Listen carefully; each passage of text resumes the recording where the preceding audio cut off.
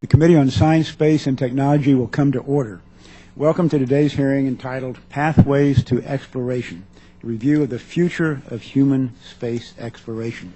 I'll recognize myself for an opening statement and then the ranking member, the gentlewoman from Texas. At a fundamental level, space exploration, the mission of NASA, is about inspiration. This inspiration fuels our desire to push the boundaries of the possible and reach beyond our own pale blue dot. When the President canceled the Constellation program in 2010, our chance to explore beyond low Earth orbit was significantly delayed. To the dismay of the American people, the administration made it clear that human space exploration was not a priority. The first human footsteps on the moon are a distant memory, and with the retirement of the space shuttle, NASA now pays Russia $70 million to transport an American astronaut to the International Space Station and back. There's a sense that America is falling behind with our best days behind us. Today, America's finest spaceships and largest rockets are found in museums rather than on launch pads. The President has proposed capturing an asteroid and tugging it into lunar orbit for human exploration. But NASA's own advisors said, quote, it was not considered to be a serious proposal, end quote. Space exploration experts have criticized this plan before our committee, and former NASA officials have called into question its merits. The administration's continued focus on costly distractions is harmful to our space program and does not inspire future generations to go into innovative fields such as science and math. However, a distinguished panel of experts has concluded that a return to, quote, extended surface operations on the moon, end quote, would make significant contributions to landing people on Mars. The same has not been said for the asteroid retrieval mission, which is a mission without a realistic budget, without a destination, and without a certain launch date. The witnesses before us today represent decades of public policy work and scientific investigation. They co-chaired the Committee on Human Spaceflight that recently released a report entitled Pathways to Exploration, Rationales and Approaches for a U.S. Program of Human Space Exploration. This report confirmed that NASA lacks a plan for human space exploration. The NASA Authorization Act, which recently passed the House, requires a detailed plan for how NASA will land humans on Mars. This report offers suggestions on the best way to reach that goal.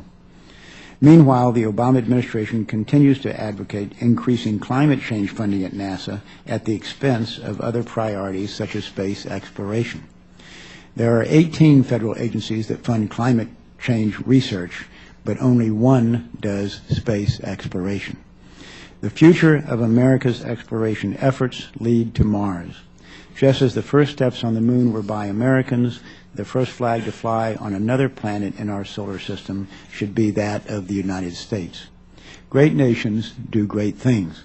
President Kennedy's call to America wasn't just about reaching the moon. It was a reminder that we are an exceptional nation. We must rekindle within NASA the fire that blazed the trail to the moon. That concludes my opening statement, and the gentlewoman from Texas, Ms. Johnson, is recognized for hers. Thank you very much, Mr. Chairman, and good morning to all. I'd like also to welcome our distinguished witnesses to today's hearing. I make no secret of the fact that I consider National Aeronautics and Space Administration to be a critical national asset. NASA is a source of technological and scientific innovation, an inspiration to generations of young people, a catalyst for economic growth, and a very positive symbol of American preeminence worldwide, as well as visible demonstration of our commitment to international cooperation in the peaceful uses of outer space. Simply put, NASA is about the future. Now it is a fact that NASA's human spaceflight activities account for a significant share of the resources invested in NASA. We need to ensure that those resources are invested wisely. That is why this morning's hearing is so important. At Congress's direction, the National Academies undertook a comprehensive review of the future of human space exploration in the United States. That review has been completed, and it is now up to Congress and the administration to decide what we will do in response to the findings and recommendations contained in its final report. This is a report that does not mince words, and for that we should be very grateful.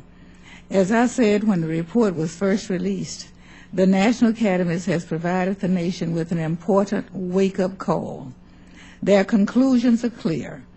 We are not going to have a human space exploration program worthy of this great nation if we continue down the current path of failing to provide the resources needed to make real progress and failing to embrace a clear goal and pathway to achieving that goal.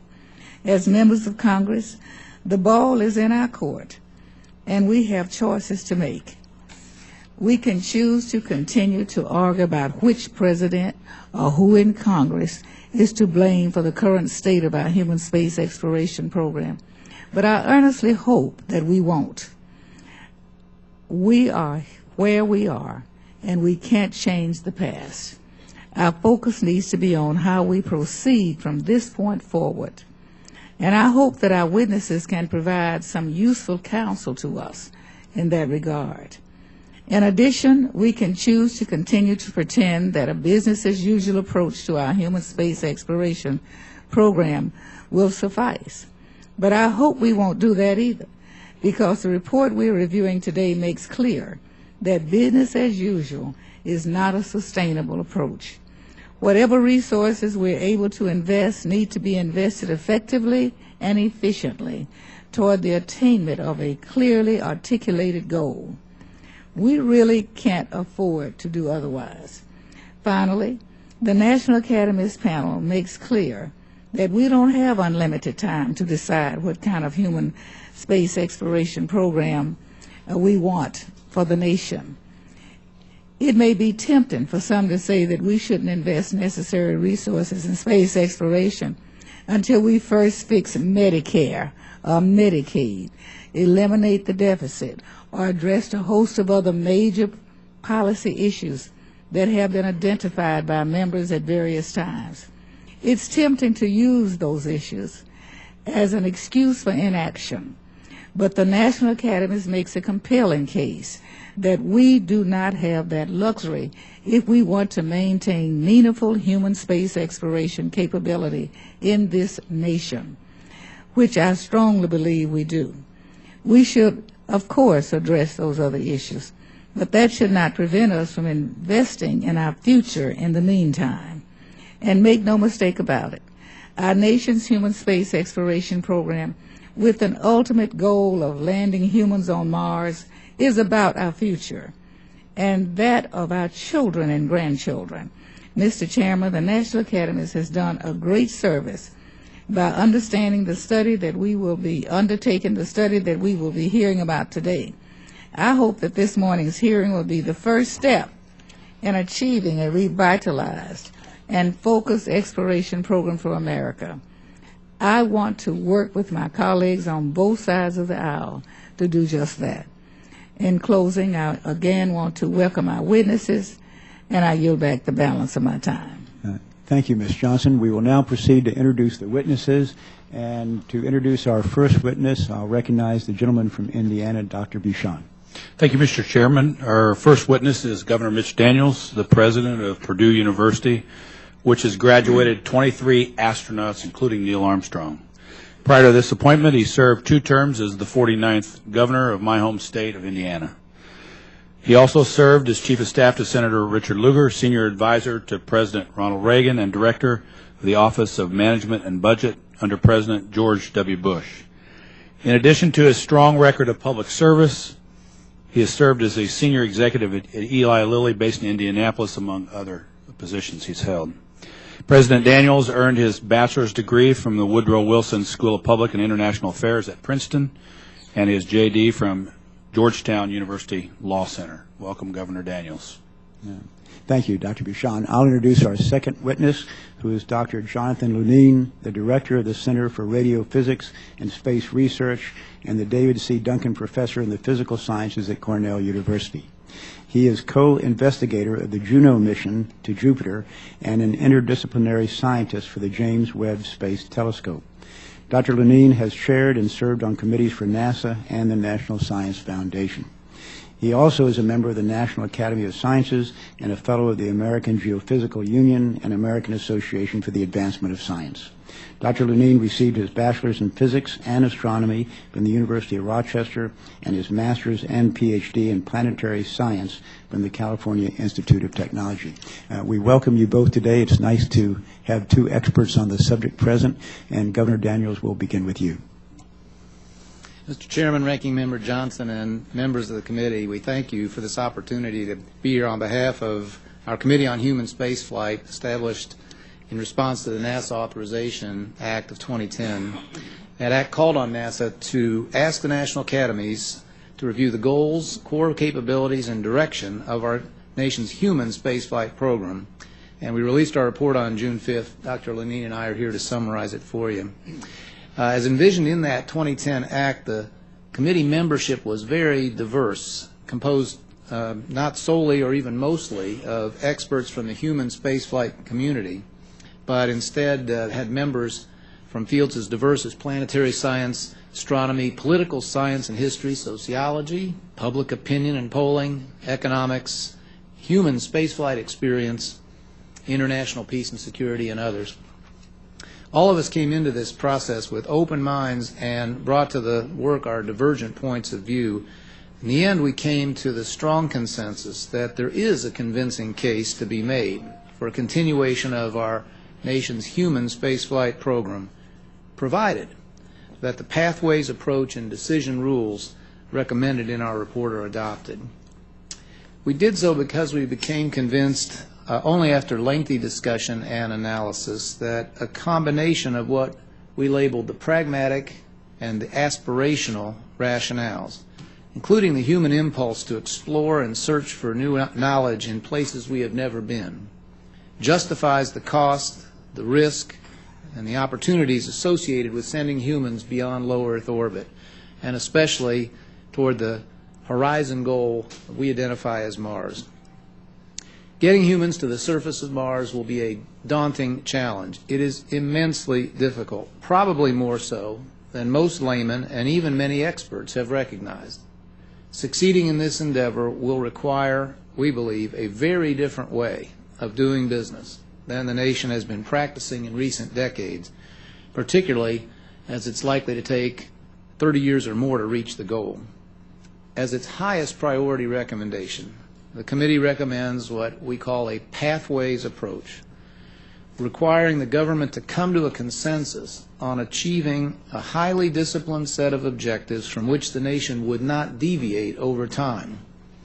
A pathway in this scenario would involve a predefined set of chosen destinations and milestones, each of which would generate technical and engineering requirements which, as much as possible, would feed forward into the next goal and eventually the horizon goal. The committee does not recommend any specific pathway. That's for you and for future leadership. But we do note in our report that any pathway that could successfully land humans on the surface of Mars would require funding above constant dollars. Pursuing unwaveringly the consensus choice of a pathway over the term of multiple decades required by and the sustained support of the advances required by the resulting exploration architecture are the keys to a sustainable approach to human space flight. Mr. Chairman, I can't stress enough how critical it is the nation take a new approach, different from the recent way of doing business in space. Work needs to begin soon on the most difficult and mission-critical technical challenges of any pathway to Mars. And out of many such challenges, our committee singles out Mars entry, descent and landing, in-space propulsion and power, and radiation safety for very special emphasis. In addition, we're in total agreement that achieving the goal of a human presence on Mars will require the U.S. to expand its partnerships with other spacefaring nations, including an openness to working with China with whatever safeguards might have to be put in place. Such international partnerships should include much greater cost sharing than our partners have provided up to now. And that can only happen if those partners are given the responsibility to provide substantial elements to the overall architecture, which they will help design and build. Finally, Mr. Chairman, we ask that readers of our report recognize that the risks of human spaceflight, including the risks to human life, are high, and setbacks are inevitable. Lives are likely to be lost in pursuit of such a tremendous endeavor, and governing statutes will need to recognize that grim fact. And while we recognize that many of our recommendations will be seen by many as unrealistic or perhaps even naive, we would observe that absent changes along the lines we are recommending, the goal of reaching Mars in any meaningful time frame is itself unrealistic. Our committee hopes that our report will carry the national conversation forward in the direction of realism. Realism about public opinion, about risk, about cost, and about the incredibly daunting technical challenges of the horizon goal we hope the world embraces.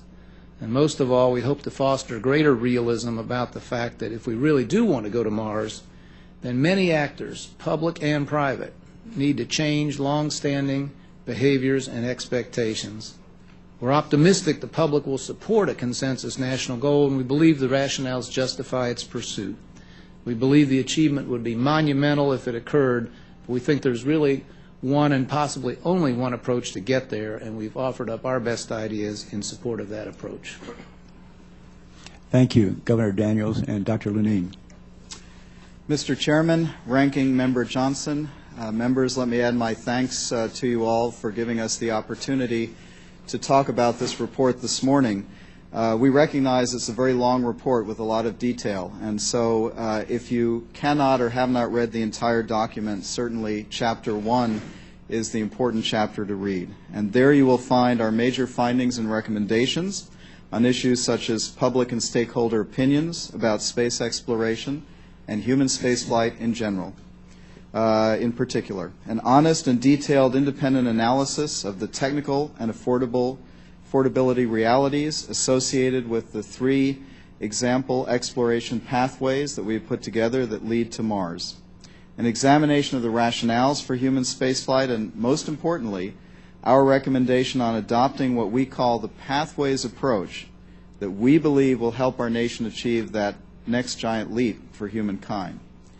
Anybody who reads about the history of space will come to realize very quickly that there are many myths that surround both public opinion and proven benefits from human spaceflight. If the decision to pursue human spaceflight were based simply on the available data on proven benefits that uniquely accrue from this endeavor, or were based on public opinion being in the majority supporting a particular program in advance, then we would likely not go. We also recognize that by these kinds of criteria, Americans would never have set foot on the moon, and yet that achievement is now viewed as a source of inspiration and great pride by many, if not most, Americans. In fact, Mr. Chairman, it's been political leadership that determines whether our nation will pursue major new ventures. Our elected leaders have shown courage and vision in the pursuit of human endeavors in space, and when those visions are implemented, such as with Apollo or the shuttle, the public is retrospectively supportive of the expenditures of our tax dollars on what are viewed as endeavors of national importance. In the end, it was the judgment of this diverse committee that the aggregate of the aspirational and pragmatic rationales does argue for a continuation of the nation's human spaceflight program. In effect, the whole was greater than the sum of the parts. Whether to pursue human exploration beyond low Earth orbit in a truly sustainable way is a decision that deserves careful consideration by our nation's leaders, stakeholders, and the public at large. And in making that decision, it will be paramount to ask the question, what would a future be like where there were no expectation that Americans would once again venture into space? But as such decisions are contemplated, we cannot ignore the significant leaps in technical capability that will be required to land and sustain humans on Mars. Governor Daniels has talked about some of those key technologies, and these will be extremely difficult to develop in terms of cost, schedule, technical challenges, and gaps between current and needed capabilities. Achieving these leaps was the motivation behind our recommendation of adopting a pathways approach, since only a sustained program that builds upon a sequence of technical and exploration successes can buy down the risk involved in getting to Mars in a reasonable time frame. In one of the possible pathways analyzed in detail in the report, and these are example pathways, we included as a stepping stone extended human operations on the lunar surface. Our technical panel concluded, and the committee concurred, that extended surface operations on the moon, not Apollo-style sorties, but extended surface operations, would make significant contributions to reaching the Horizon goal through development and testing of key operational technologies. Mr. Chairman, Mars really is incredibly hard, and to reach that Horizon goal will cost decades, hundreds of billions of dollars, and human lives. To be a sustainable program, it will require a steadfast national commitment to a consensus goal, international collaboration, and a budget that increases by more than the rate of inflation. If the nation does decide to undertake one of the greatest of human technical endeavors it has ever attempted, and we assert that there is not much time in which to make this decision, we have provided in our report what we call the Pathways Principles that will help in the choice of a consensus pathway to that goal, and decision rules that will serve as guidelines on how to manage the pursuit of the chosen pathway when stressors such as diminished budgets might arise. Our committee is convinced that these principles and decision rules provide a way for our national leadership to decide on a given pathway, measure progress in its pursuit, navigate off one pathway to another, or cease the endeavor altogether. But in the end, it's our elected leaders who will be the critical enablers of our nation's investment in human spaceflight that ultimately, one day, may put American astronauts on the red soil of Mars. Thank you again for the opportunity to testify today on this critical national question. Thank you, Dr. Lunine, and I'll recognize myself for questions. One of the conclusions of your report is as follows: to continue on the present course is to invite failure, disillusionment, and the loss of the long-standing international perception that human spaceflight is something the United States does best. That's an incredible summary of where we stand today, and I don't know that too many people would disagree with it.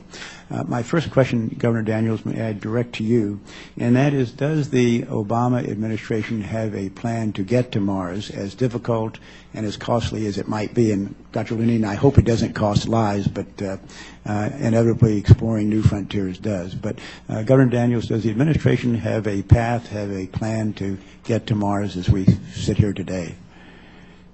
Mr. Chairman, I believe our committee's statement, the one that you read and others that we made, were meant to refer not to any one administration, but really to a persistent pattern now, and I think we speak in terms of decades. And so to say that, as we do, that at the present time, business as currently conducted won't get us to Mars is a statement we could equally have made about the posture of NASA and our program as it stood at other points in the past. And we do believe that it will be necessary, and sooner rather than later, for the nation, all of it, whatever administration's in authority at the time, the Congress as it's constituted at the time, NASA, and the private space community for that matter, to agree on an approach that, while it may not be everyone's favorite, everyone will agree to sustain and support over the lengthy time that will be necessary. And that we do not have today. Okay. Thank you, Governor. And Dr. Lunine, this next question is actually addressed to both you and Governor Daniels. And that is, were we to say that landing astronauts on the Mars was a goal that we wanted to achieve, what are the comparative disadvantages of the asteroid retrieval mission, or the advantages of going back to the moon as a stepping stone to the landing of astronauts on the moon? Mr. Chairman, we looked at what we called 3 example exploration pathways for getting from today to the surface of Mars. Yep. I think I said surface of the moon. I meant Mars. You actually said Mars in the end, yes. Okay. So these are, again, they're examples only, and in the end, should the nation decide to do this, of course, there may be a different set of stepping stones, a different exploration pathway. But we did look at one pathway that involved the ARM, Asteroid Redirect Mission, another that involved initially lunar sorties and then a lunar outpost before moving on to the surface of Mars, and then another pathway that we called enhanced exploration that involved visiting asteroids in native orbits, the lunar surface, the Martian moons, and ultimately the Martian surface. The differences among these three pathways have to do principally with the number of steps that are available in which to develop the key technologies that will be needed to get to the surface of Mars. A whole list of technologies that I won't articulate in my answer to this question, but we can if you wish.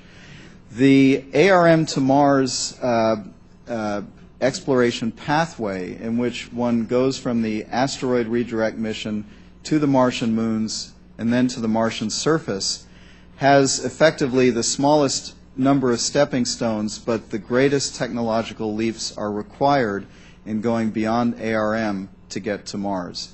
And in particular, a number of technologies that are key to landing on Mars and getting astronauts back are not developed in the context of the ARM mission. They have to be developed after that, but there are no stepping stones on which to actually test them.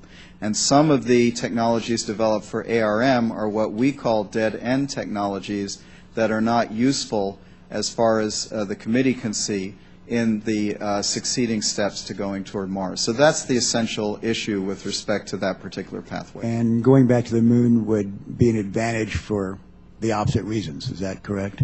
So in the pathway in which there were essentially lunar sorties and a lunar outpost, there would be an opportunity to test technologies that would be required in partial G environments for extended stays on the Martian surface, to which astronauts would be committed. Okay, thank you. My time has expired, but I want to make one more point, and that is to focus on the most recent proposed budget by this administration for NASA, and to point out that the administration's proposed budget for NASA is $1.8 billion than the last budget under the Bush administration, which seems to me that the administration is not making space exploration a priority. That concludes my time, and the gentlewoman from Texas, Ms. Johnson, is recognized for her questions.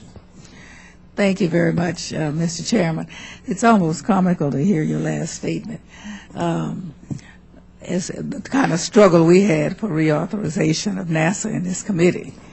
It had nothing to do with the administration. But I want to say to the witnesses, first of all, do both of you stand by the report and the contents of the report? So you feel that it really is important for the nation to find a way to be involved in this kind of research? Now, Governor, I'm a product of a school of Indiana, St. Mary's at the University of Notre Dame, and I know you're not a spendthrift, and nor is Indiana as a state. And I'm from Texas, so you can take that for what it's worth. But if you really do think from this research that this is a goal that this nation should achieve, do you think it's important enough to convince the people on the other side of the aisle to help us to get going? Because it seems to me that if every day that we wait, we're wasting time. We have had people in the past who had that foresight that allowed this to happen. And we are realistically in a financial bind, but we cannot shut the door to our future. Tell me how you really feel about this. Well, I agree with, first of all, thanks for mentioning your St. Mary's credential. Now I've got another reason to admire you, Congresswoman. Okay. And now I know why you turned out so well. Thank you. Yes, emphatically, I do agree. I want to stress, I made mention in the short opening that I do believe all of us brought to the committee an open mind. We spent a lot of time asking the fundamental question that we were assigned: should the nation do this at all? And if so, on what basis? And that was not a reflex judgment, I don't think, by anybody, let alone the whole group. And I do share it, having listened to those discussions, all the witnesses, all the literature that we surveyed. And I also would observe, I think it's accurate to say that this is one issue, mercifully, that I don't think divides us particularly on partisan lines. I think there are people who are very enthusiastic that we heard from, who may disagree strongly about other things, and people who question the value, likewise, can be found in both camps. But we hope that our report makes a strong case for proceeding and lays out, however, in the most candid way we could, the preconditions for succeeding, which will be much harder, I think, for folks to come to terms with than the abstract idea of whether we should go and whether we're enthusiastic about somehow finding resources. Doctor. Well, I agree with Governor Daniels. I want to emphasize how broad the background of the committee members, in fact, is or was. This was not a committee of astronauts or aerospace engineers. We had historians, we had sociologists, we had business people. It was and very skeptical people, I have to say, right at the beginning. And I was somewhat myself skeptical that we could come to consensus. And in the end, this very diverse committee of experts came to a strong consensus on the conclusions of the report. And that, to me, I found quite remarkable. Thank you very much. I yield back, Mr. Chairman. Thank you, Ms. Johnson. And the gentleman from California, Mr. Rohrabacher, is recognized for his questions. Thank you very much, and I want to welcome our witnesses, especially Governor Daniels, who we've worked together in the past on many various projects that were successful. And now we want to make sure that we look at America's space program and see if we can give it some direction with what we've learned. Let me ask right off the bat, the study that we're talking about, did it come to a conclusion as to how much money it would cost for a Mars mission?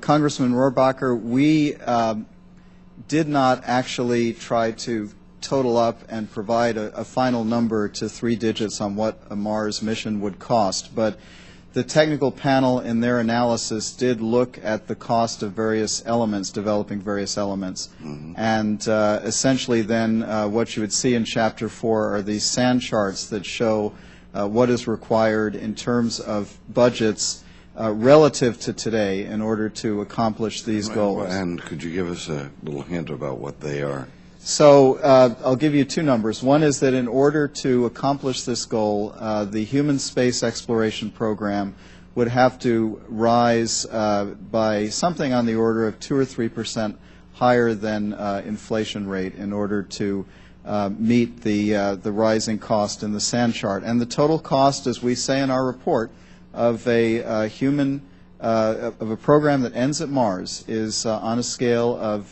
hundreds of billions of dollars. Hundreds of billions of dollars, and I would just like to say that I think that eventually humankind will get to Mars, and what we really are talking about now is making sure we get to Mars earlier than what might happen 100 years from now, correct? Okay, hundreds of billions of dollars to get to Mars a little earlier, not maybe a little, maybe a lot earlier than what we would otherwise get there. So what areas do you think, as far as I can see, that means that we would have to have major international cooperation, which you mentioned with China, as well as other nations. And we'd also perhaps have to make sure that the private sector got involved in space and took up some of the slack of what NASA might now be doing as part of a governmental program. Maybe SpaceX and some of these others could come in and start doing some of the more commercial type of activities. In terms of China and space cooperation with countries like China, doesn't that sort of sit with you in a, what if somebody said in 1937, we really want to develop this rockets to go to the moon, and you know, this guy over there in Germany has really got a good rocket program, maybe we should cooperate with him. Doesn't that, the fact that China now is the world's worst human rights abuser, isn't the fact that China now is committing acts of aggression all along its Pacific Rim with the Philippines, with Japan and others, doesn't that sort of affect our decision as to whether we're going to cooperate with that country?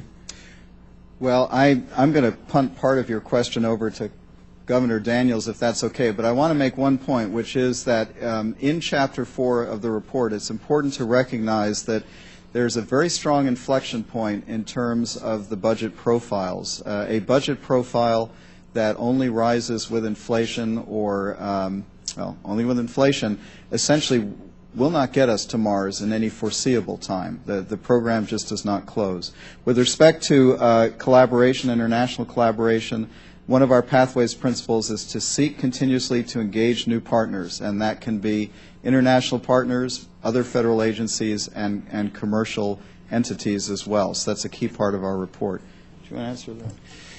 Well, the committee recognized how difficult this and complex this subject is. I mean, for openers, and it's important, I think, in every answer we give or every dimension in which we think about this subject, to remember the incredible time frames over which we're talking.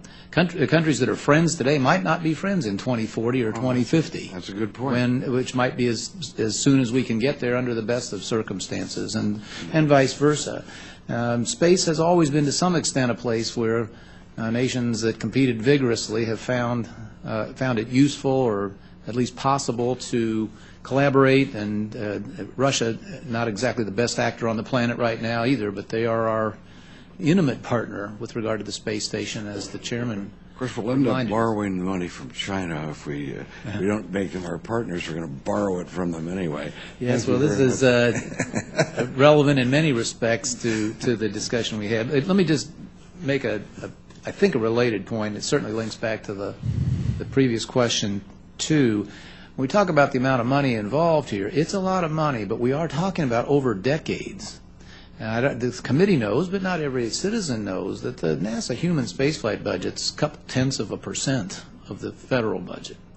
And increases in it will be rounding errors in the larger sense. We all know that the real issues with regard to making sure we can meet all our national priorities on Earth or beyond have to do with the way in which autopilot safety net programs are devouring the discretionary funds for NASA, the FBI, the Park Service, and so many other things that we value.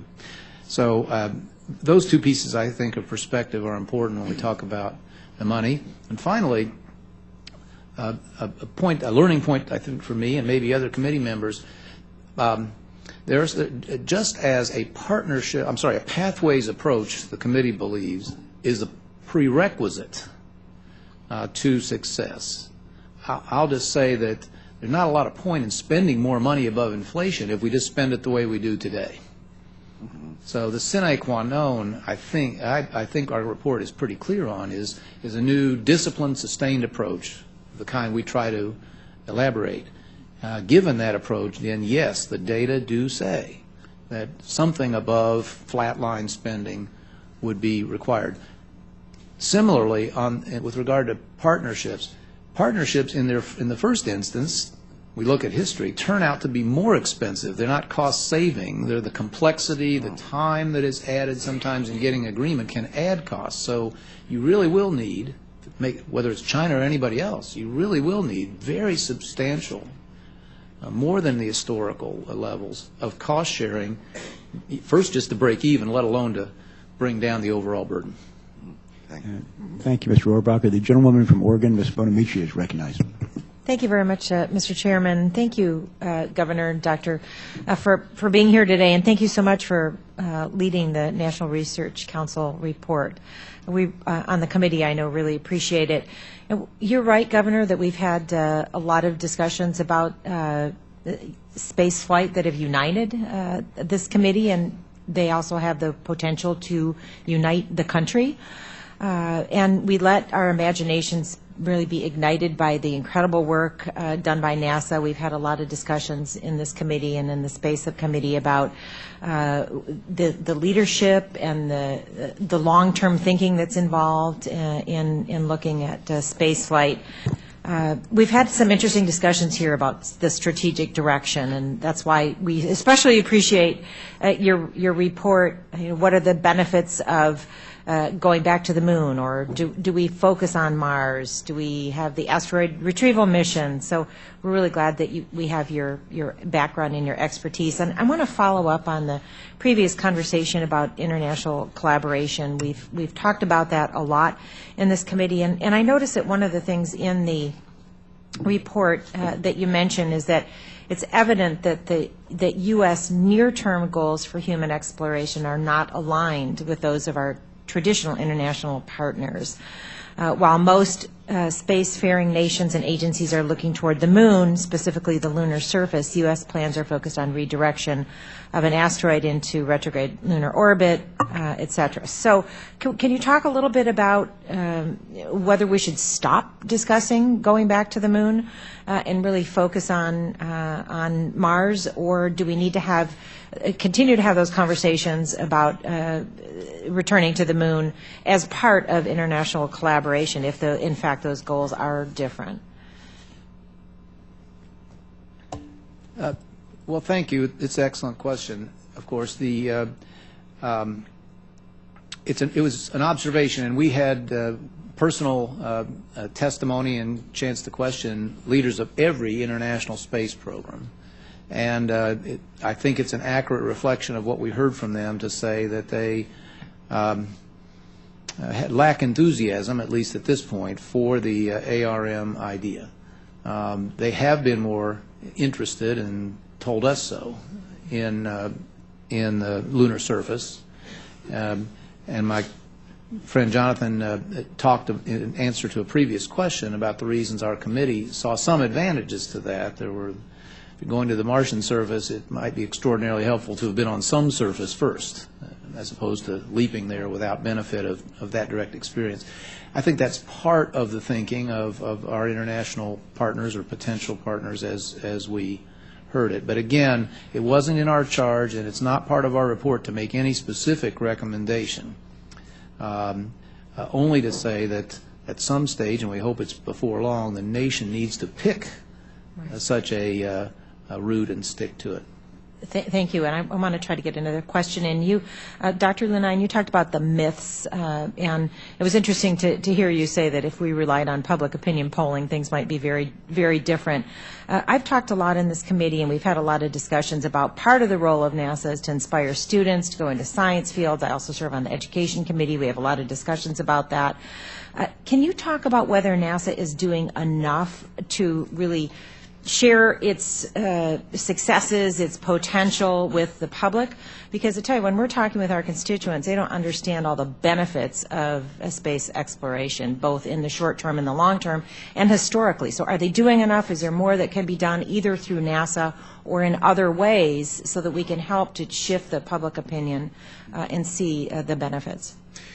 Thank you, Congresswoman, for that question. The myth I was referring to in particular with respect to public opinion is that during the development of Apollo there was large-scale public support for that program. And in fact, what our public and stakeholders outreach panel found is that that really was not the case. But in retrospect, the public supported that program, looking back on it, and the same seems to be true now for the shuttle. With respect to your second question, we did not look in detail at NASA's Education and Public Outreach program as a committee, so I can't speak to that in the context of the report.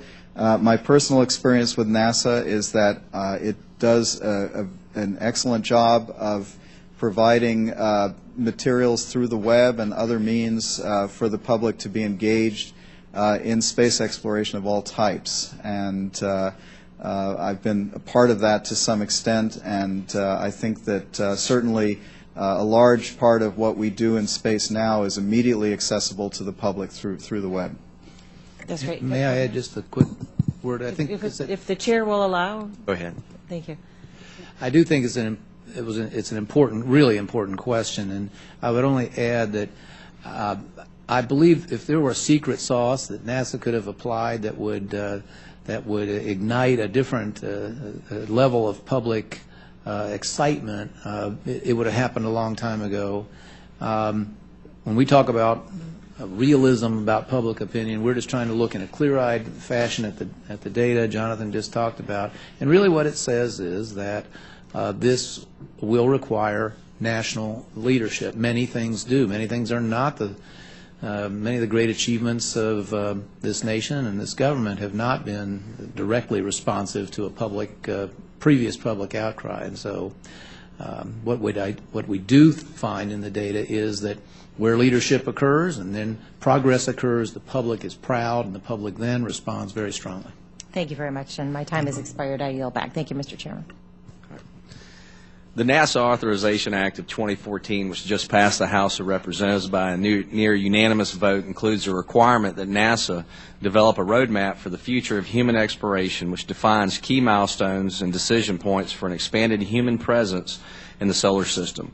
Would a formal roadmap for future missions be helpful for NASA?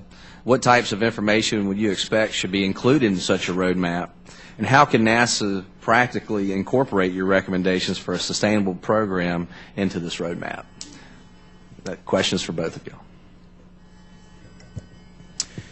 Congressman, the central core recommendation of our report, which is the Pathways approach, essentially consists of a very specific set of steps to a horizon goal.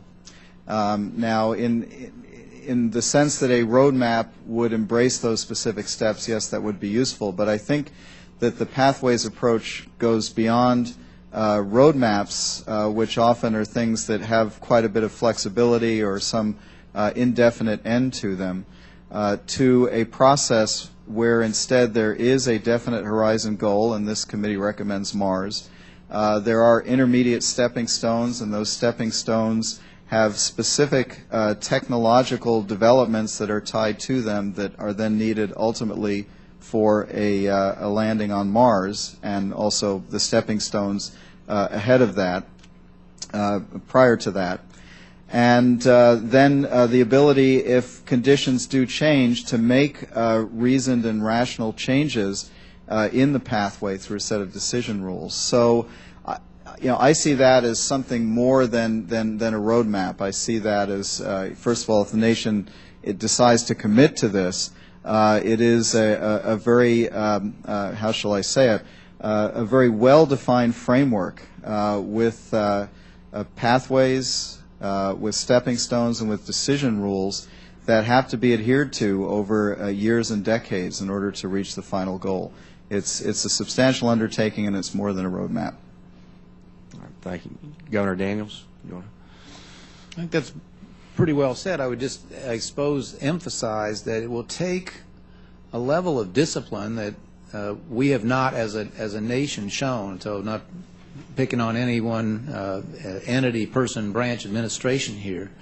The discipline to adhere to the chosen pathway, whichever it is, over multiple administrations and a lot of turnover in Congress. It's not the natural state of affairs. We all know. We understand why, and that's why it'll be difficult to do. The discipline to abandon dead-end technologies that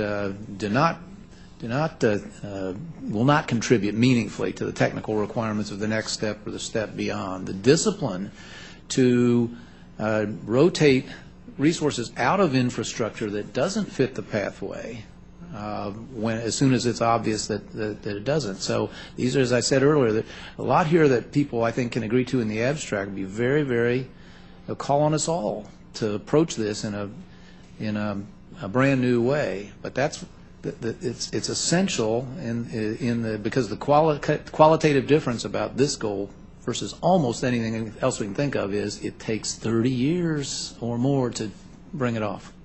Well said. The administration has consistently requested less funding for the Space Launch System and the Orion Crew Capsule than is needed to keep the programs on schedule and reduce programmatic risk. The funding for Earth science at NASA has increased by 63% since 2007, while the overall budget has been reduced. How does your report address large priority shifts of this kind at the agency, and how can Congress ensure that there is not an artificial need for an off-ramp simply because the administration starves exploration for other priorities? Well, I think the first step is that there has to be a national commitment to the ultimate Horizon goal. And if there is not that strong national commitment, then it's going to be difficult to pull off human exploration missions into deep space at all. We talk about Mars as the Horizon goal, but all of these require very strong commitment. These off-ramps are essentially termination points for such a program, and so again, it's, I think, a matter not so much of technical issues but political will to undertake a program like this that will cover decades. Governor Daniels? I think I'd just say that I don't think there's a lot of utility, right, in talking about this administration or any one administration. If we're going to make the national decision or set of decisions that we think's necessary for success here, it'll be something we will all have to confront in the years just ahead of us. And so it was said earlier, we are where we are, and that's my view too. It won't be just the next administration, the next Congress, whoever makes it up, but multiple ones. We hope there'll be a culture built in which there'll be a presumption of discipline, a presumption of sustaining the course that's chosen over all the difficulties and all the inevitable setbacks. All right, thank you. And lastly, I'd just like to take a moment to follow up on the questions the chairman asked about the ARM. Dr. Lunine, you stated that in the report the committee agreed that ARM would lead to dead ends on the pathway approach. I want to emphasize that statement and reiterate my thoughts that the ARM is a costly distraction, and I'm hopeful that NASA will take the recommendations of this report to heart. And that's just not my personal opinion. That seems to be the majority opinion of the scientific community. At this time, I'd like to recognize Ms. Wilson for 5 minutes.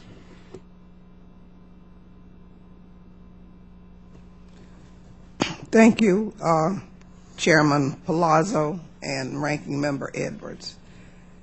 And I want to thank our Governor Daniels and Dr. Lunine for being here today and for your work as co-chairs of the Committee on Human Spaceflight. I agree with Governor Daniels' statement that human spaceflight should remain a major national priority, and I was glad to see your committee recognize the importance of NASA and human spaceflight. In Florida, my home state, the famous Kennedy Space Center has a special connection with NASA. Many of my constituents have visited the Space Center and were fortunate enough to visit at least one of our space shuttle launches. One of the hallmarks of this nation is our ability to dream big and to achieve the impossible. And NASA has exemplified this spirit for more than 5 decades. As members of Congress, we have the responsibility to keep this spirit alive.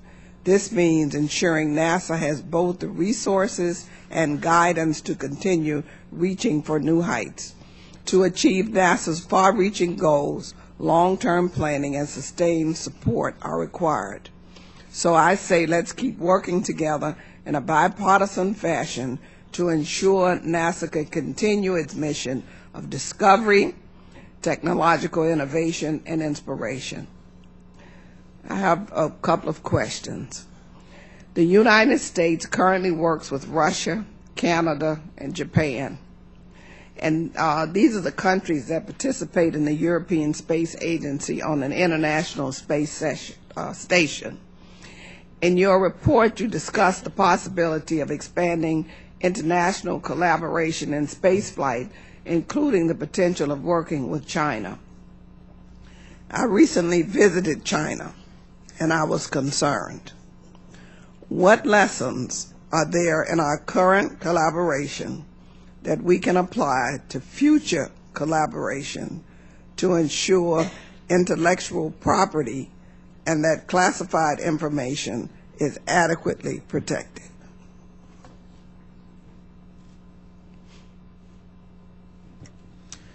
Thank you, Congresswoman. We recognize that as a committee as well, and we're also concerned. We also recognize that some of our traditional international partners are interested in collaborating with China as well, and whether the United States does or doesn't, we're likely to see collaboration between China and some of our traditional international partners. Governor Daniels was prompting me to tell a story that I think is correct. I've checked it with other committee members, and of course I was in high school at the time, but during the Apollo-Soyuz test project, when the U.S. and the Soviet Union worked together to achieve the first international docking in space of 2 human spacecraft, the docking module, which was the connector between the Apollo and the Soyuz, had a Russian end and an American end, and it was primarily a piece of U.S. hardware that was transported to Russia for testing, and in the context of one of those transports, apparently it was found that it had been disassembled and reassembled again, probably in Russian customs. So, this is the sort of thing that one has to watch for. Ultimately, if the nation decides that China is a partner of value in this major human endeavor, the program would have to be designed to safeguard our technologies. There's no question about that. Okay. Thank you. We are currently forced to rely on Russia to transport our astronauts to the International Space Station. Is there any, when there is conflict between governments, how can we guarantee the concerns, the safety concerns for our astronauts? Has that been discussed or any plan in place as to what happens when there's conflict, which is something that we're fast approaching now with Russia? Well, these are excellent questions and very legitimate concerns. I guess we talked about them in the committee. I guess one can only say that we did live through periods of intense disagreement, conflict with the Soviet Union while we collaborated. We are collaborating with Russia now at a time of when we have immense disagreements. These are very hard questions, and the intellectual property question, of course, may be even tougher. All that can be said is, as hard as those are to contemplate, and as big as those risks are, the idea of somehow going to Mars alone, probably even less promising, and it raises even bigger questions. And so that's why our committee thinks at least we have to be open to trying to solve these problems or properly safeguard against either property theft or maybe safety challenges. With regard to what is emerging as the other very vigorous, disciplined, purposeful space program on the planet. I now recognize Mr. Brooks. Thank you, Mr. Chairman. The Challenger catastrophe, as we all well know, you had one engine failure that had a catastrophic effect on all the other engines and resulted in the destruction of the Challenger space shuttle, including a significant loss of life. Now, your report on page 4-38 claims, quote, Falcon Heavy is designed to tolerate the loss of thrust from several engines and still complete its mission, thus enhancing mission reliability, end quote. Given that the Falcon Heavy requires 27 Merlin 1D rocket engines to operate, And given the Russian N-1 moon rocket, a system which failed 100% of the time, used almost the same number of engines, 30, please provide the analysis to back up the claim that the number of engines improves reliability. Isn't it likely that the SLS approach of using 2 proven booster engines and 4 proven core stage engines with over 40 years of space shuttle flight heritage will be significantly lower risk than a mission perspective, given that the risk of a catastrophic failure with 6 engines is less than a catastrophic failure with 27? Please comment.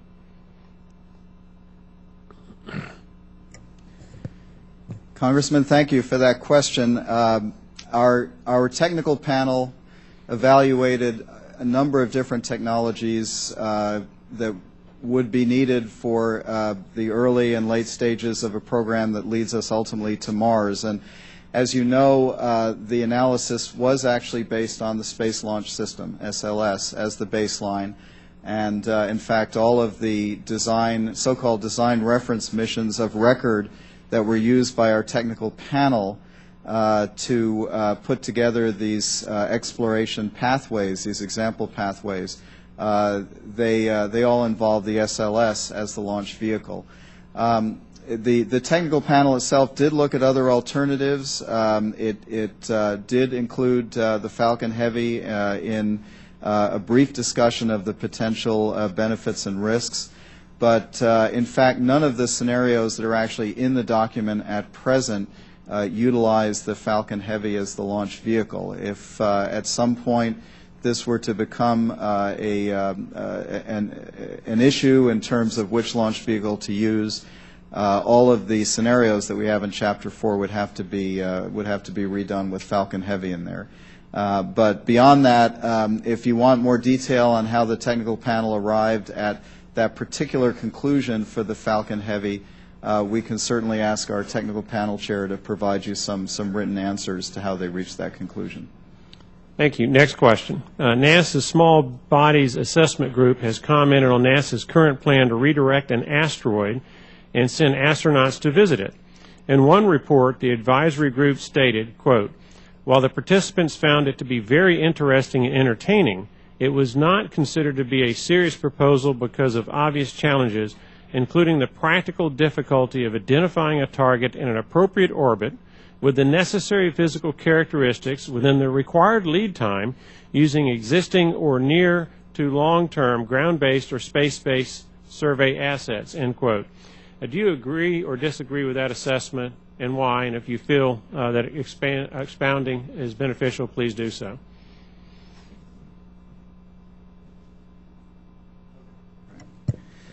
So I have actually not read that report in detail, so I don't want to comment on it. And again, the task statement that we responded to in our report did not include a detailed assessment of the ARM.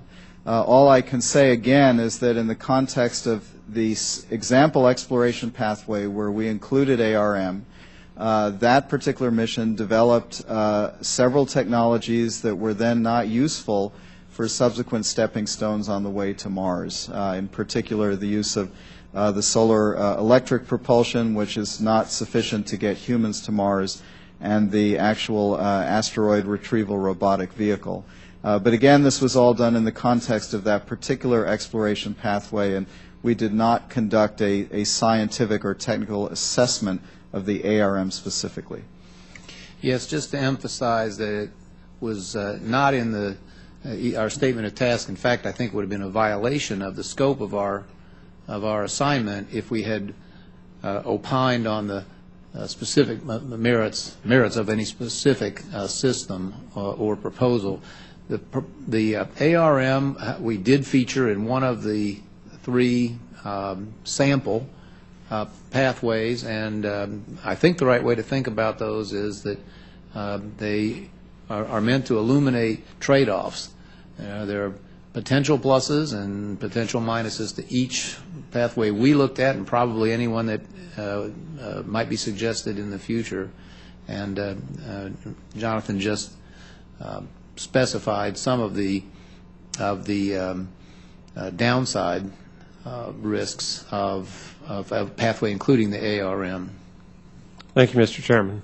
I now recognize the ranking member of the Space Subcommittee, Ms. Edwards.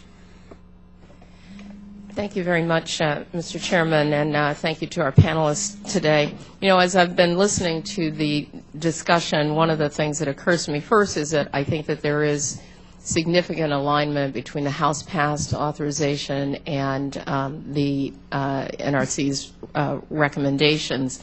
I'm a little troubled by the description of the pathway as so distinct from the roadmap, because I think in this committee, as the chairman and I have envisioned what NASA would provide back to us, I don't see a lot of differences, frankly, in what you've outlined in your principles, but I view that as more semantics than anything, and we could certainly be more directive to NASA in that respect in terms of what it's going to provide back to this committee.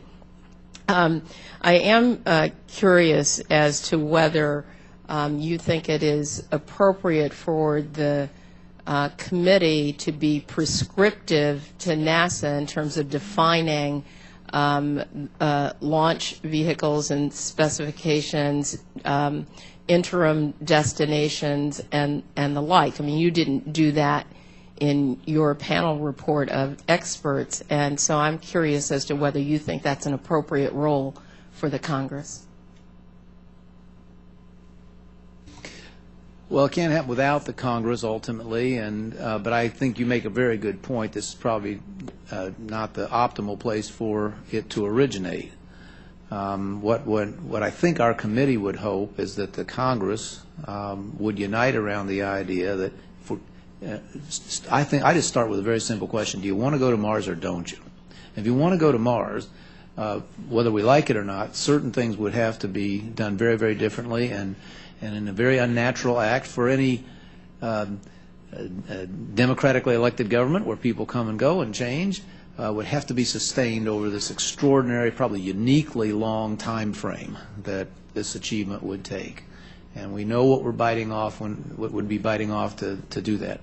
But I think that it would have to start with a Congress that perhaps requested, demanded a set of choices from NASA, pathway choices, embraced one, hopefully on the broadest possible basis so that it might have a chance of staying power over the years, something that people could look back on and say we'd be violating faith with this great adventure if we took a sudden detour the way and sent us off on some other direction the way they've been sent in the past. So I see that the central role, I think, would be Congress's, but probably not the place that it originates, or maybe not ideal. So we shouldn't get into the nitty-gritty details of the technology and the science, but we could leave that to the experts, because I think that there has been a fair amount of unanimity on this committee, and you can see that in the authorization that passed, where I think we had only 2 dissenting votes in the Congress that said we have a big vision, we share that horizon goal of Mars, and we're going to enable NASA to have the opportunity to put some teeth to those proposals.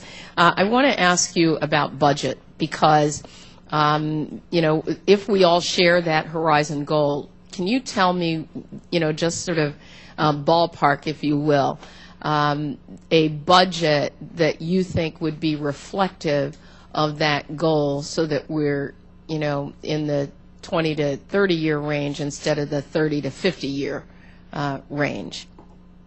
Because we're at roughly 4.1, $4.3 billion now for exploration, and that doesn't include the ISS, et cetera.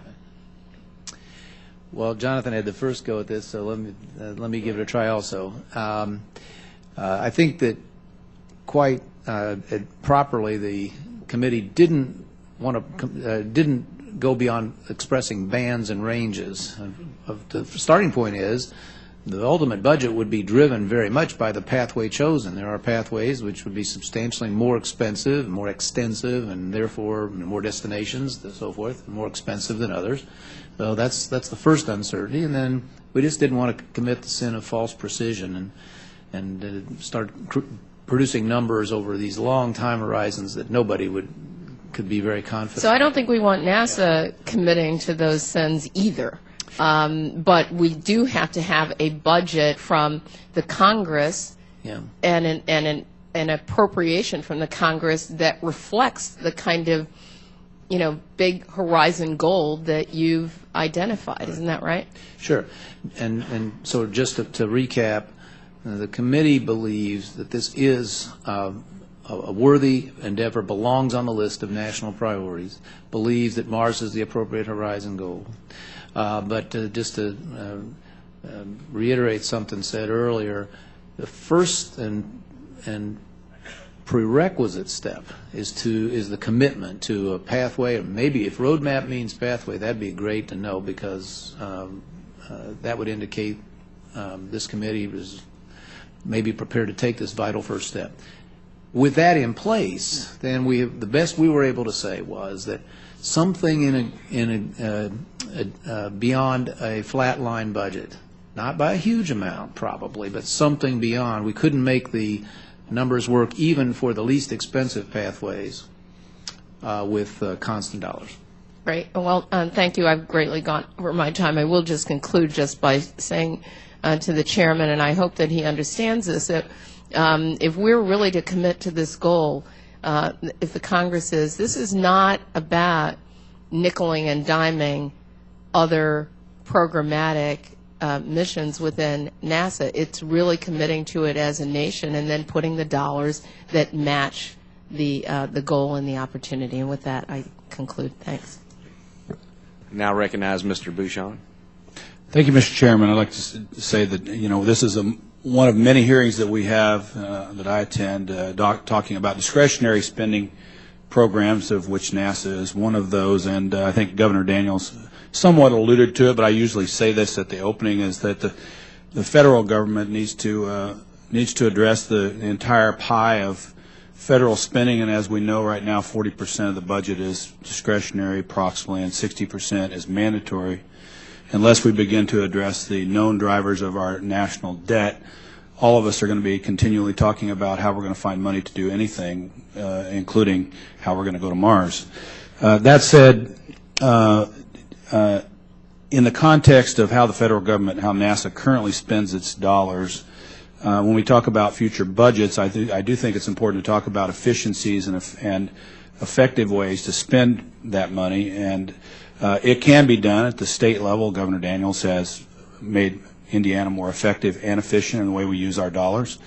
When we know we have a fixed amount of money to spend, did the committee begin to address anything as it relates to how our current structure of the way we spend our money can be addressed in any substantial way that might not only allow us to have more money to spend that we already have, but in tight budgetary times maybe use that money more effectively and efficiently? Congressman Bouchon, we did talk about this, of course, in a general sense. We didn't talk about specific NASA facilities and so on because, again, we're looking at methodology rather than a specific pathway. But one of our conclusions is that if we are going to embark on a pathway that leads to Mars and do it successfully in a finite amount of time, that in addition to developing things, other things have to be ended in some way, divested in the human spaceflight program. And so one of our pathways principles essentially says that, and I'll just read it straight out, it's a decision rule, that if there are human spaceflight program elements, infrastructure, and organizations that no longer contribute to progress along the pathway, the human spaceflight program should divest itself of them as soon as possible. And I think this speaks to the need for the kind of discipline and focus that would be required to achieve a goal as extraordinarily difficult and expensive as ultimately a human landing on Mars. So at the end of the day, I mean, obviously Congress sometimes makes those decisions. You know, I mean, the A-10, for example, is a recent example. On the DoD side, where the Congress and the federal agency may disagree on the future of certain programs. It's a very difficult process, as all of us know. When it comes to the private sector, I'm really intrigued by how we can leverage, government dollars. The private sector can leverage government dollars to maybe do some things that maybe the government doesn't always do that effectively. I mean, Governor Daniels, do you have any comments about how we might, how do we leverage the private industry, and what do you see as maybe their role in the future of manned space flight? I appreciate the question, because I think at least in some quarters our report has been read or misread to not emphasize sufficiently the role the private sector might play. We didn't mean for it to be read that way, but perhaps we just didn't say it loudly or plainly enough. No, I think we heard a lot of testimony, and we met with leaders of that community. There's a lot of possibilities there, and typically in this world, the greatest and most sudden, unexpected breakthroughs come from private enterprise, and very, very likely will again and again over all the decades that we have between here and the lunar and the Martian surface. I can just testify as a fortunate person who gets to hang out with brilliant young students and graduate students studying astronautics and working in this area. They are highly motivated. When we talk about the aspirational aspects and rationales for human spaceflight, and it's one of those that you can't put a number on, but everybody, it doesn't mean it's not real. The way in which young people are drawn to science and drawn to technology often by this thrilling, adventuresome area. I can just tell you that the activity on the private side excites our students these days probably as much as traditional NASA, and we send a lot of bright young talent to both. Thank you. I yield back, Mr. Chairman. I now recognize Mr. Posey. Thank you, Mr. Chairman. I want to thank both of you for your service and your interest in space and your testimony here today. So many questions and so little time, really, to get through them. The $64,000 question, 64 million, billion, whatever question, is how we get a consistent plan, a consistent funding level to Congress after Congress, administration after administration. You're familiar with the dozens of missions to nowhere, and we're afraid that we'll see more and more of these. You remember the ISS survived just by one vote, funding for the ISS at one time. And another approach that bears a lot of sense is the X Prize approach. And since there's really no good business model for exploring space, the X Prize process gives a lot of encouragement to that, obviously, a lot of encouragement to private investment, technology development, risk. And I wonder if you have considered that process as well, and what you might think the dollar amounts might be or the milestones might be. I mean, we can have NASA maybe design a car to make 3 laps around the horseshoe out in front of this building, and by the time they're finished, it could be a $5 million car. We can say the first person that could design a car to make 5 laps around that building gets $1 million, and it'd be done in 5 minutes by private industry, and we'd save a lot of money and have what we want to develop for us already. It's been said by experts, the Wright brothers would have never flown if they had to put up with FAA, and I'm afraid that goes for a lot of space entrepreneurs. this is a very difficult country to do business in, and you have to take your hat off and respect any of them that choose to do business here with the overregulation and the red tape that we foist upon our space industry while other governments subsidize theirs. We hassle ours. So your thoughts on that? I think you go. Thank you, Congressman. We didn't talk about the X Prize, or again, we didn't talk about specific commercial approaches because it wasn't part of our task statement or charge. But I do want to point out that we, in the approach that we developed, the Pathways approach, leave the door wide open for commercial innovation in the stepping stones that would lead us ultimately to Mars. And again, I'll quote from the Pathways principles that we developed in our report. Number 4 is to seek continuously to engage new partners that can solve technical and or programmatic impediments to pathway progress. And those partners can be governmental, they could be international, and they could be commercial as well. And without that flexibility, certainly any pathway approach is not going to be very not going to be optimal. We have to be able to involve whatever new ideas and creative approaches that can be brought to bear on such a difficult problem as landing on Mars. Now, the question of how to encourage commercial endeavors, again, it's beyond the committee, and I don't feel particularly qualified to say anything about that. I will say, though, that the overall problem of sending humans to Mars and landing them on Mars, even through this stepping stone approach where you do this in progressive steps that are manageable enough that there's a reasonable chance of success for each one, is such a huge endeavor that it must involve the U.S. government as the primary mover of this whole endeavor, just because of the size and scope. And within the context of that, this committee believes there is ample room for commercial and international involvement. Even it's essential for that involvement. Thank you. Governor? Nothing to add. I think that's right. what I And Governor, you've seen one administration after another deal with one House and one Senate after another. Right. What do you think the common denominator might be to tie this together? We're all searching for that continuity. Everybody, no matter what direction they're coming from in space, said, hey, you need to have a plan. You all need to stick to a plan, and it needs to be a long-range plan, not plan du jour. It needs to be a long-range plan, and we just can't find that glue that will tie that together.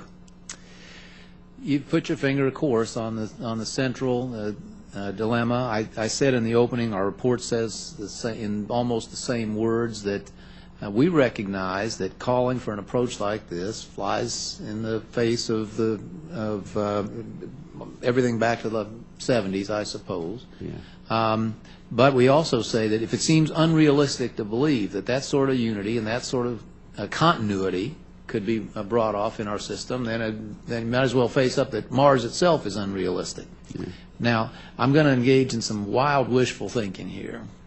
But I do think, and it was reflected in comments that the ranking member made earlier and others did, at least in theory, this could be one of those subjects that we certainly need more of in this country, on which people who disagree strongly and sincerely about other things could agree, particularly if folks accept the reality that if we're going there at all, it's going to have to be on this base. We're going to have to hold hands, not just in the first Congress that agrees to it, but that's got to be transmitted somehow to those who follow.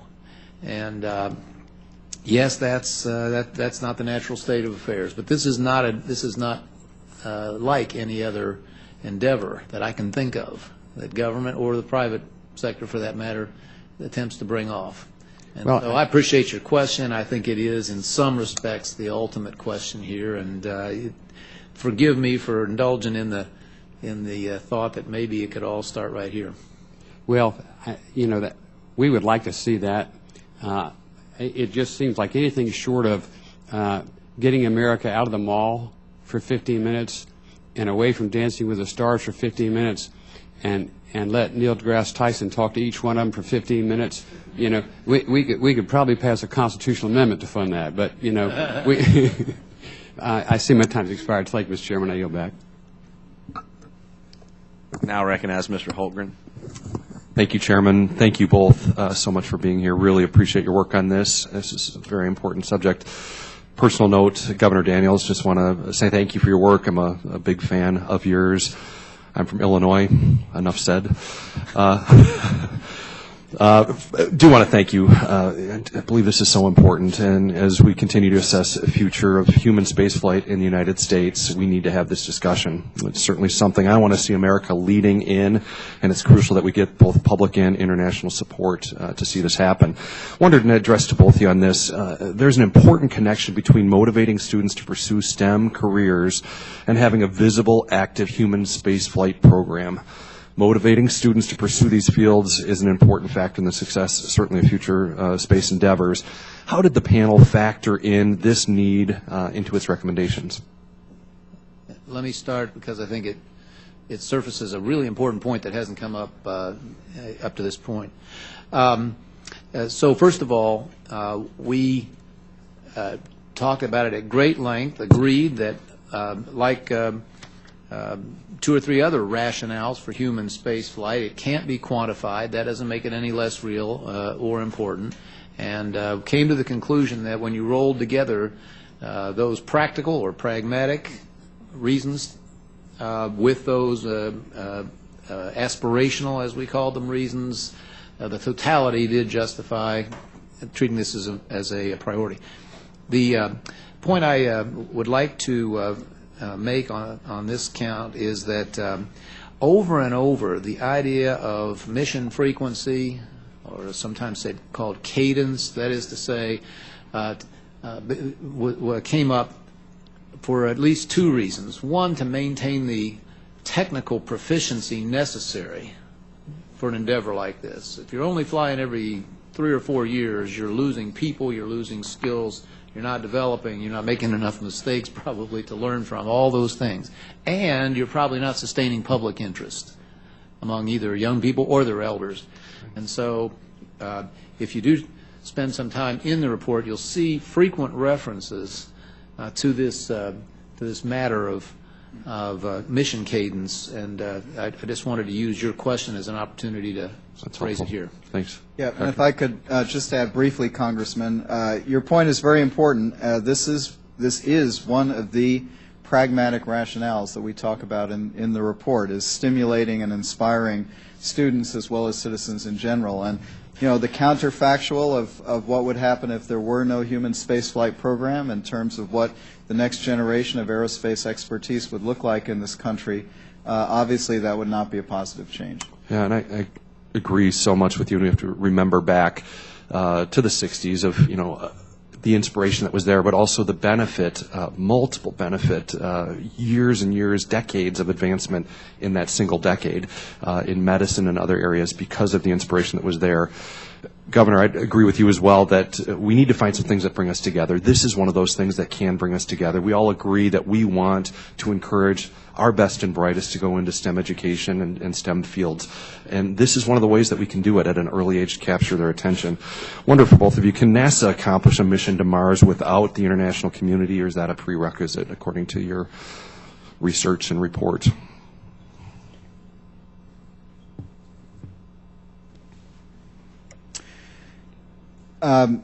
From the point of view of the committee's deliberations, in principle the U.S. could do it, but it would be extremely costly, and for a number of different reasons, having significant international collaboration, and here we're talking about international collaboration on a scale in terms of percentage contributions that we have not even seen with the ISS.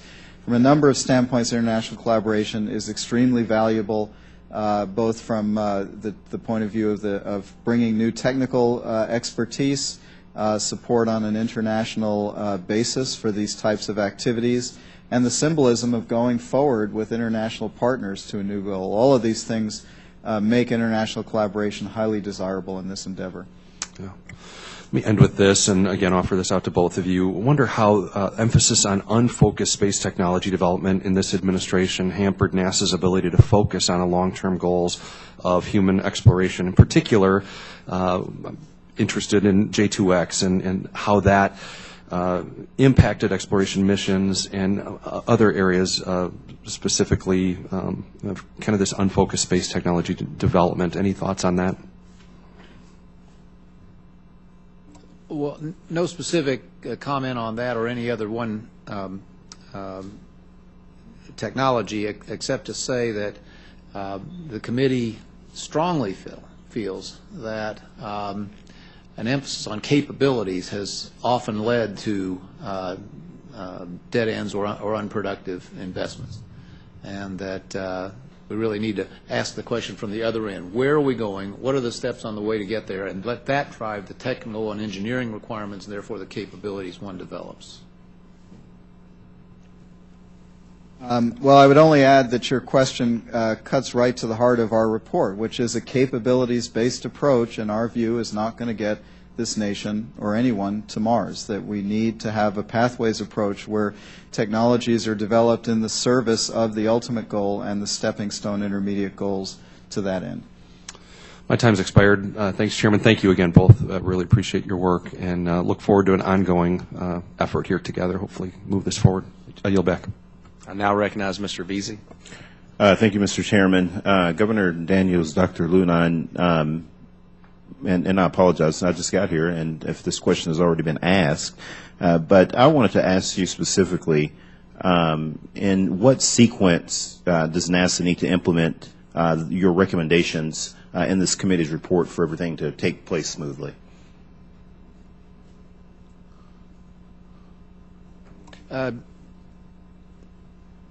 Well, the sequence I think that matters most, Congressman, is the commitment to a pathways approach and the selection of a pathway, followed by the commitment to sustain funding for that pathway. I would put them in that order very purposefully because we did talk a little earlier.